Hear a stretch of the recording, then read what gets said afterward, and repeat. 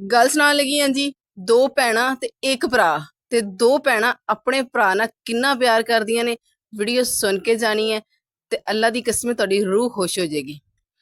ਹੁਣ ਇੱਕ ਭਰਾ ਦੀਆਂ ਦੋ ਭੈਣਾਂ, ਉਹਨੇ ਦੋਵਾਂ ਦੀ ਸ਼ਾਦੀ ਕਰ ਦਿੱਤੀ ਆਪਣੇ ਵੱਲੋਂ। ਤੇ ਮਾਂ-ਪਿਓ ਭੈਣ ਭਰਾ ਵੀ ਇਹੀ ਸੋਚ ਕੇ ਕਰਦੇ ਨੇ ਕਿ ਸ਼ਾਇਦ ਅਗਲਾ ਘਰ ਅੱਛਾ ਹੈ, ਲੇਕਿਨ ਧੀਆਂ ਦਾ ਨਸੀਬ ਪੜ੍ਹ ਕੇ ਨਹੀਂ ਵੇਖਿਆ ਜਾਂਦਾ। ਪਤਾ ਨਹੀਂ ਹੁੰਦਾ ਕਿ ਅੱਗੇ ਜਾ ਕੇ ਇਹਨਾਂ ਦੇ ਨਸੀਬ ਹੀ ਮਾੜੇ ਨਿਕਲਣੇ ਨੇ। ਹੁਣ ਦੋਵਾਂ ਭੈਣਾਂ ਦੀ ਸ਼ਾਦੀ ਕੀਤੀ, ਘਰ ਅੱਛੇ ਖਾਸੇ ਸੀ ਦੋਵੇਂ। ਉਹ ਹੋਇਆ ਕਿ ਇੱਕ ਦਾ ਮੀਆਂ ਜਿਹੜਾ, ਉਹਦੀ ਜੌਬ ਚਲੀ ਗਈ ਤੇ ਉਹ ਬਸ ਨਾ ਜਿਵੇਂ ਕਿ ਥੋੜਾ ਜਿਹਾ ਥੱਲੇ ਹੋ ਗਿਆ। ਹੁਣ ਉਹ ਜਿਹੜੀ ਉਹਦੀ ਦੂਸਰੀ ਭੈਣ ਸੀ ਨਾ, ਉਹ ਥੋੜੇ ਨਾਲ ਗਰੀਬ ਟਾਈਪ ਚ ਆ ਜਾਂਦੀ ਹੈ, ਕਿਉਂਕਿ ਉਹਦੇ ਕੋਲ ਇੰਨਾ ਪੈਸਾ ਧੇਲਾ ਨਹੀਂ ਹੁੰਦਾ। ਤੇ ਜਿਹੜੀ ਵੱਡੀ ਹੁੰਦੀ ਹੈ ਉਹ ਅੱਛੇ ਘਰ ਚ ਹੁੰਦੀ ਹੈ, ਉਹਦੇ ਕੋਲ ਪੈਸੇ ਵਾਧੂ ਹੁੰਦੇ ਨੇ। ਹੁਣ ਉਹ ਬੜਾ ਪਰੇਸ਼ਾਨ ਰਿਹਾ ਕਰੇ ਕਿ ਮੈਂ ਤੇ ਭੈਣਾਂ ਇਸ ਵਜ੍ਹਾ ਤੋਂ ਵਿਆਹੀਆਂ ਸੀ ਕਿ ਸ਼ਾਇਦ ਦੋਵੇਂ ਖੁਸ਼ ਰਹਿਣੀਆਂ, ਲੇਕਿਨ ਮੇਰੀ ਛੋਟੀ ਭੈਣ ਤੇ ਬਹੁਤ ਹੀ ਪਰੇਸ਼ਾਨ ਰਹਿੰਦੀ ਹੈ ਐਵਰੀ ਟਾਈਮ। ਕਾਸ਼ ਮੈਨੂੰ ਪਤਾ ਹੁੰਦਾ ਮੈਂ ਇੱਥੇ ਦੀ ਸ਼ਾਦੀ ਨਾ ਕਰਦਾ। ਬਸ ਨਾ ਟੈਨਸ਼ਨ ਚ ਰਿਹਾ ਕਰੇ। ਇੱਕ ਦਿਨ ਉਹ ਨਾ ਕੰਮ ਤੇ ਜਾਂਦਾ ਪਿਆ ਸੀ ਤੇ ਕਿਤੇ ਰੋਡ ਐਕਸੀਡੈਂਟ ਦੇ ਵਿੱਚ ਨਾ ਉਹਦਾ ਐਕਸੀਡੈਂਟ ਹੋਇਆ ਤੇ ਉਹਦੀ ਲੱਤ ਟੁੱਟ ਗਈ।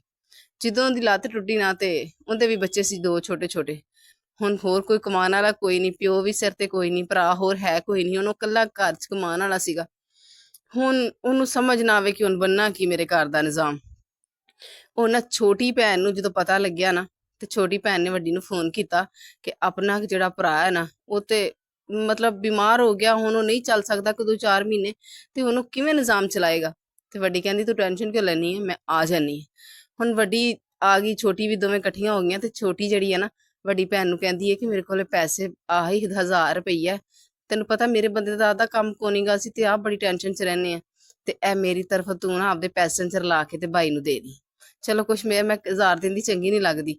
ਤੇ ਵੱਡੀ ਕਹਿੰਦੀ ਚੱਲੀ ਹੋ ਗਈ ਕੀ ਗੱਲ, ਮੈਂ ਤੇਰੇ ਪੈਸੇ ਤੇ ਮੇਰੇ ਪੈਸੇ ਦੋ ਨੇ, ਤੂੰ ਟੈਨਸ਼ਨ ਕਾਹਤੋਂ ਲੈਣੀ ਹੈ, ਤੂੰ ਪੈਸੇ ਕੋਲ ਰੱਖ, ਮੈਂ ਆਪੇ ਦੇ ਲਾਂਗੀ। ਹੁਣ ਆਈਆਂ, ਆ ਕੇ ਉਹਨਾਂ ਨੇ ਭਰਾ ਨੂੰ ਖਰਚਾ ਦਿੱਤਾ। ਜਦੋਂ ਭਰਾ ਨੂੰ ਖਰਚਾ ਦਿੱਤਾ ਨਾ, ਤੇ ਭਰਾ ਫੜੇ ਨਾ।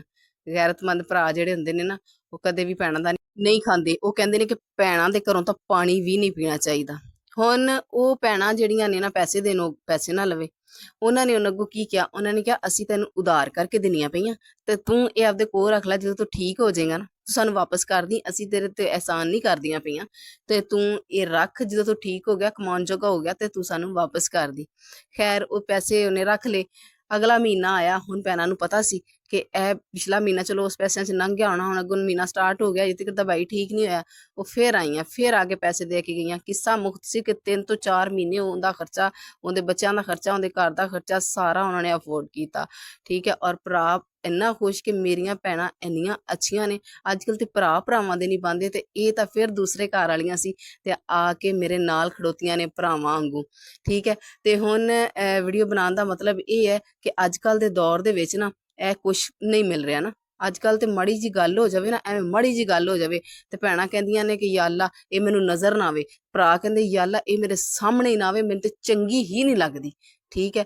ਜਿਹੜਾ ਭੈਣ ਭਰਾਵਾਂ ਦਾ ਰਿਸ਼ਤਾ ਹੁੰਦਾ ਨਾ, ਇਹਦੇ ਵਰਗਾ ਰਿਸ਼ਤਾ ਕੋਈ ਨਹੀਂ ਹੁੰਦਾ। ਤੇ ਜਿਹੜੀਆਂ ਭੈਣਾਂ ਆਪਣੇ ਭਰਾਵਾਂ ਨਾਲ ਪਿਆਰ ਕਰਦੀਆਂ ਨੇ ਨਾ, ਅੱਲਾ ਦੀ ਕਸਮ ਇਹਨਾਂ ਦੀ ਇੱਜ਼ਤ ਕਰਿਆ ਕਰੋ। ਭੈਣ ਜਿਹੜੀ ਆ ਨਾ, ਉਹ ਜਦੋਂ ਮਾਂ ਮਰ ਜਾਵੇ ਨਾ, ਤੇ ਜਿੰਨਾ ਮਾਂ ਤੁਹਾਡਾ ਕਰਦੀ ਹੈ ਨਾ, ਇੰਨੀ ਤੁਹਾਡੀ ਭੈਣ ਦੇ ਅੰਦਰ ਮੁਹੱਬਤ ਹੁੰਦੀ ਹੈ, ਉਹਦੇ ਦਿਲ ਵਿੱਚ। ਲੇਕਿਨ ਅਸੀਂ ਲੋਕ ਇਸ ਚੀਜ਼ ਨੂੰ ਨਹੀਂ ਸਮਝਦੇ। ਠੀਕ ਹੈ। ਅਗਰ ਕਿਸੇ ਦੀਆਂ ਭੈਣਾਂ ਕਿਸੇ ਨਾਲ ਕਰਦੀਆਂ ਨਾ, ਤੇ ਉਹਨਾਂ ਦੀ ਇੱਜ਼ਤ ਕਰਿਆ ਕਰੋ।